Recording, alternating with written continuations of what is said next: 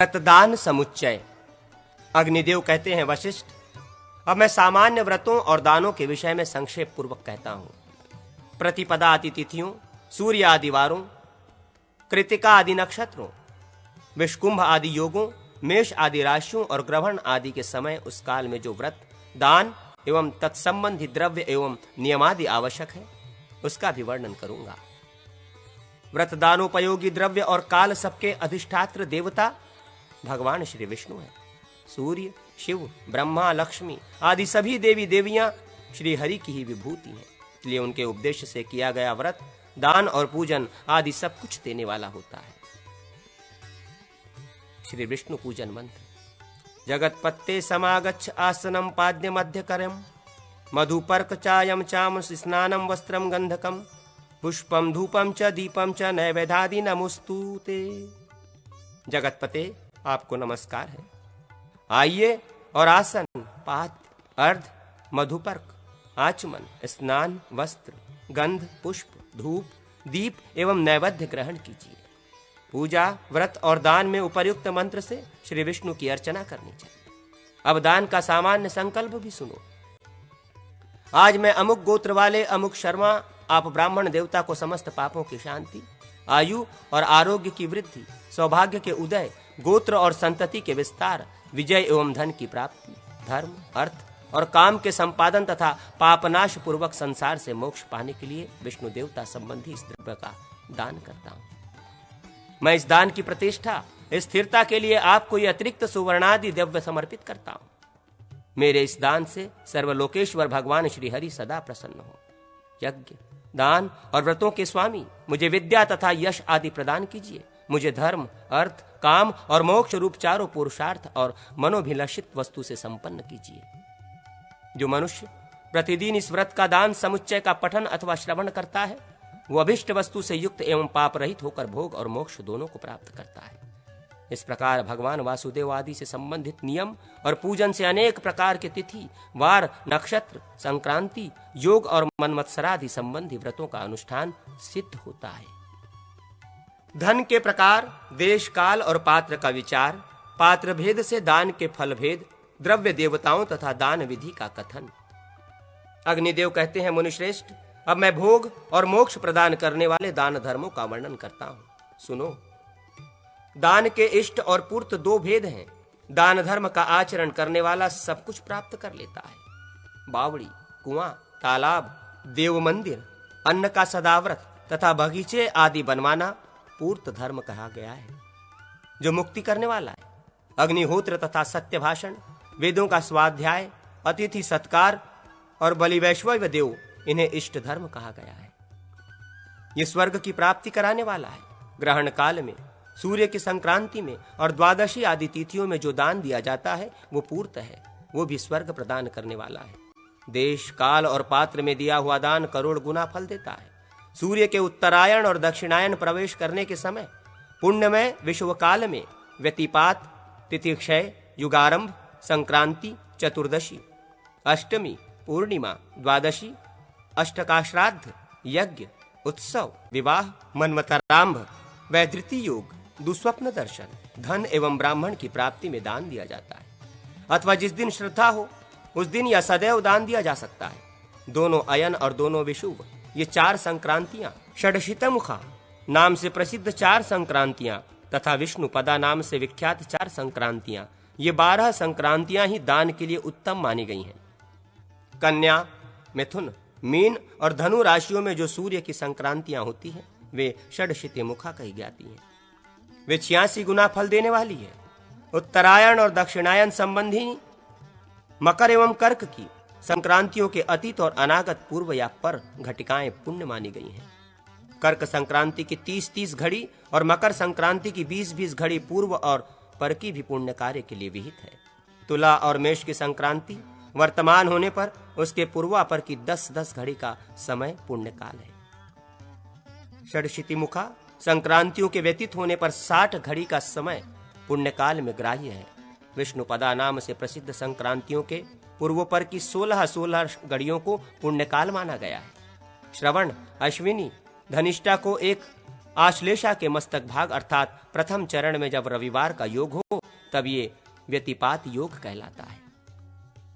कार्तिक के शुक्ल पक्ष की नवमी को कृतयुग और वैशाख के शुक्ल पक्ष की तृतीया को त्रेता प्रारंभ हुआ। अब द्वापर के विषय में सुनो।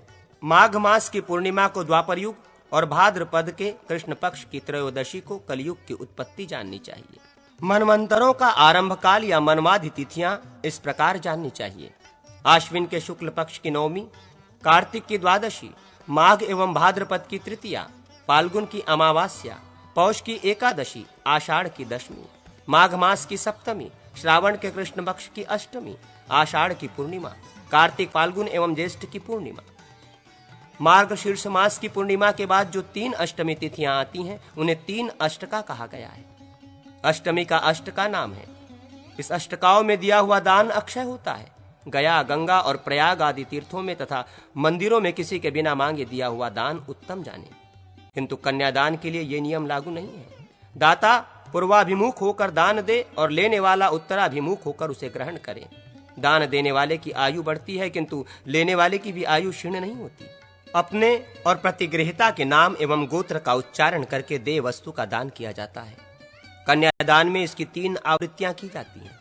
स्नान और पूजन करके हाथ में जल लेकर उपर्युक्त संकल्प पूर्वक दान दें। सुवर्ण, अश्व, तिल, हाथी, दासी, रथ, भूमि, गृह, कन्या और कपिला गौ का दान दें। ये 10 महादान है। विद्या, पराक्रम, तपस्या, कन्या, यजमान और शिष्य से मिला हुआ संपूर्ण धन दान नहीं, शुल्क रूप है। शिल्प कला से प्राप्त धन भी शुल्क ही है। ब्याज, खेती, वाणिज्य और दूसरे का उपकार करके प्राप्त किया हुआ धन, पासे, जुए, चोरी आदि प्रतिरूपक स्वांग बनाने और साहसपूर्ण कर्म से उपार्जित किया हुआ धन तथा छल कपट से पाया हुआ धन, ये 3 प्रकार के धन क्रमशः सात्विक, राजस एवं तामस 3 प्रकार के फल देते हैं। विवाह के समय मिला हुआ, ससुराल को विदा होते समय प्रीति के निमित्त प्राप्त हुआ, पति द्वारा दिया गया, भाई से मिला हुआ, माता से प्राप्त हुआ तथा पिता से मिला हुआ, यह 6 प्रकार के धन स्त्री धन माने गए हैं। ब्राह्मण, क्षत्रिय और वैश्यों के अनुग्रह से प्राप्त हुआ धन शूद्र का होता है। गौ, गृह, शैया और स्त्री ये अनेक व्यक्तियों को नहीं दी जानी चाहिए। इनको अनेक व्यक्तियों के साझे में देना पाप है। प्रतिज्ञा करके फिर न देने से प्रतिज्ञाकर्ता के 100 कुलों का विनाश हो जाता है। किसी भी स्थान पर उपार्जित किया हुआ पुण्य देवता, आचार्य एवं माता पिता को प्रयत्न पूर्वक समर्पित करना चाहिए। दूसरे से लाभ की इच्छा रखकर दिया हुआ धन निष्फल होता है। धर्म की सिद्धि श्रद्धा से होती है। श्रद्धा पूर्वक दिया हुआ जल भी अक्षय होता है। जो ज्ञान, शील और सद्गुणों से संपन्न हो एवं दूसरों को कभी पीड़ा न पहुंचाता हो, वो दान का उत्तम पात्र माना गया है। अज्ञानी मनुष्यों का पालन एवं त्राण करने से वो पात्र कहलाता है। माता को दिया गया दान 100 गुना और पिता को दिया हुआ 1000 गुना होता है। पुत्री और सहोदर भाइयों को दिया हुआ दान अनंत एवं अक्षय होता है।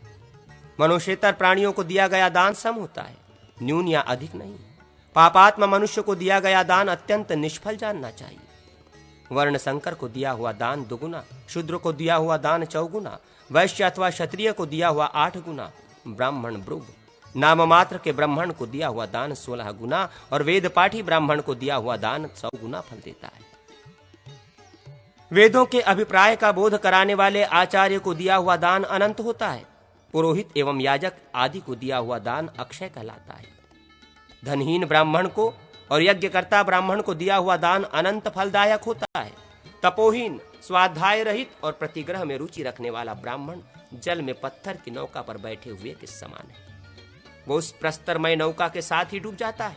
ब्राह्मण को स्नान एवं जल का उपर्शन करके प्रयत्नपूर्वक पवित्र हो दान ग्रहण करना चाहिए। प्रतिग्रह लेने वाले को सदैव गायत्री का जप करना चाहिए एवं उसके साथ ही साथ प्रतिग्रहित द्रव्य और देवता का उच्चारण करना चाहिए। प्रतिग्रह लेने वाले श्रेष्ठ ब्राह्मण से दान ग्रहण करके उच्च स्वर में, क्षत्रिय से दान लेकर मंद स्वर में और वैश्य का प्रतिग्रह स्वीकार करके उपांशु होठों को बिना हिलाए जप करें। शूद्र से प्रतिग्रह लेकर मानसिक जप और स्वस्ति वाचन करें। मुनिश्रेष्ठ, अभय के सर्व देवगण देवता हैं, भूमि के विष्णु देवता हैं, कन्या और दास दासी के देवता प्रजापति कहे गए हैं। गज के देवता भी प्रजापति ही हैं।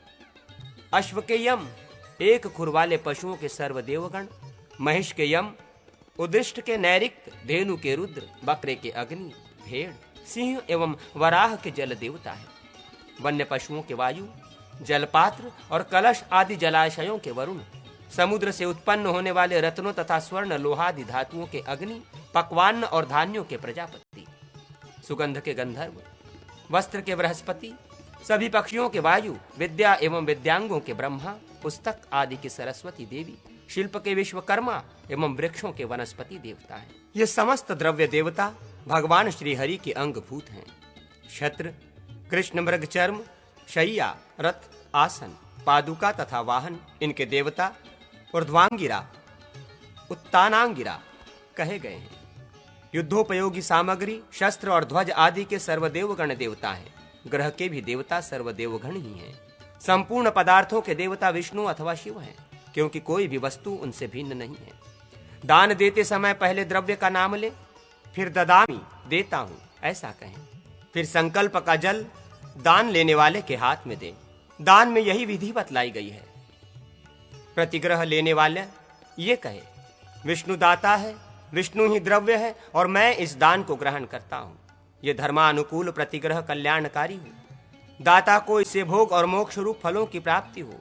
गुरुजनों, माता पिता और सेवकों के उद्धार के लिए देवताओं और पितरों का पूजन करना हो तो उसके लिए सबसे प्रतिग्रह ले, परंतु उसे अपने उपयोग में न लावे। शूद्र का यह धन यज्ञ कार्य में ग्रहण न करे, क्योंकि उसका फल शूद्र को ही प्राप्त होता है। वृत्ति रहित ब्राह्मण शूद्र से गुड़, तक्र, रस आदि पदार्थ ग्रहण कर सकता है। जीविका विहीन द्विज सबका दान ले सकता है, क्योंकि ब्राह्मण स्वभाव से ही अग्नि और सूर्य के समान पवित्र है। इसलिए आपत्ति काल में निंदित पुरुष को पढ़ाने, यज्ञ कराने और उनसे दान लेने से उसको पाप नहीं लगता। कृतयुग में ब्राह्मण के घर जाकर दान दिया जाता है, त्रेता में अपने घर बुलाकर, द्वापर में मांगने पर और कलयुग में अनुगमन करने पर दिया जाता है। समुद्र का पार मिल सकता है, किंतु दान का अंत नहीं मिल सकता।